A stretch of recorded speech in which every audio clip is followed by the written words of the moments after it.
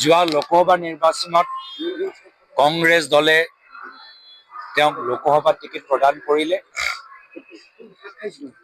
আৰু বৰ্তমান বিধানসভা নিৰ্বাচনত কংগ্ৰেছ দলে তেখেতৰ পৰিয়ালৰ এজন সদস্যক টিকেট প্ৰদান কৰিলে। তথাপিও তেওঁ ব্যক্তিগত কাৰণৰ বাবে ক্ষোভিত। কিন্তু আহা বিধানসভা নিৰ্বাচন যথেষ্ট গুৰুত্বপূৰ্ণ।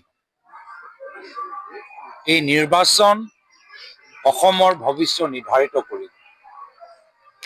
এই নিৰ্বাচনৰ মূল বিষয় হৈছে যে অসমৰ জনসাধাৰণে হিমন্ত বিশ্ব শৰ্মা ডাঙৰীয়াক মুখ্যমন্ত্ৰী হিচাপে পুনৰবাৰ নিবিচাৰে। এতিয়া যদি প্ৰদ্যুৎ বৰদলৈ ডাঙৰীয়া হিমন্ত বিশ্ব শৰ্মা ডাঙৰীয়াক পুনৰবাৰ মুখ্যমন্ত্ৰী হিচাপে চাবলৈ বিচাৰে, সেয়া হ'ল তেখেতৰ ব্যক্তিগত সিদ্ধান্ত। কিন্তু মূল অসমীয়া সমাজ, বিভিন্ন জনগোষ্ঠী, জনজাতি, নৱপ্ৰজন্ম, মহিলাসকল, শ্ৰমিকসকল সকলোৱে বিচাৰে হিমন্ত বিশ্ব শৰ্মা ডাঙৰীয়াৰ পৰা ৰেহাই।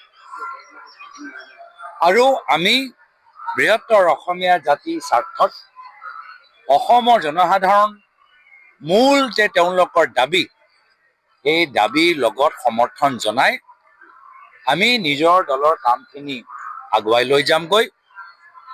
আজি আমাৰ কেন্দ্ৰীয় নিৰ্বাচনী সমিতিৰ বৈঠক হ'ব। যোৱাকালি মই আমাৰ ফালৰ পৰা যিখিনি পৰামৰ্শ দিব লাগিছিল দি আহিলোঁ। হ'ব পাৰে আজি ৰাতি ভাগত আপোনালোকে আমাৰ কংগ্ৰেছ দলৰ তৃতীয় প্ৰাৰ্থী তালিকা দেখা পাব। মই এই ক্ষেত্ৰত তেওঁলোকৰ পৰিয়ালৰ কিছু কথা আছে। নিশ্চয় প্ৰতীক বৰদলৈ ডাঙৰীয়া এনেকুৱা এটা পৰিস্থিতিৰ সন্মুখীন হ'ব কেতিয়াও ভবা নাছিল। প্ৰতীকৰ প্ৰতি মোৰ সহানুভূতি আছে, সমৰ্থন আছে, নৈতিক সমৰ্থন আছে।